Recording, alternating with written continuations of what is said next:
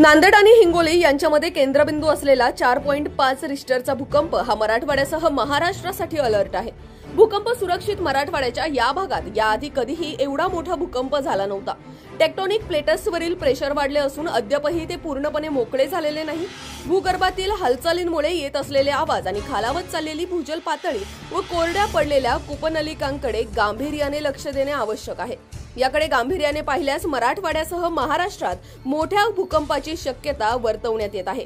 याशिवाय कोयना धरण परिसर, कोकण किनारपट्टी, उत्तर महाराष्ट्र व गुजरातचा सीमा भाग व हिमालयाच्या पायथ्याची राज्ये आदी ठिकाणी भूकंपाचा धोका कायम आहे। नागरिकांनी घाबरून न जाता धैर्याने आपत्कालीन परिस्थितीसाठी तयार राहणे आवश्यक आहे।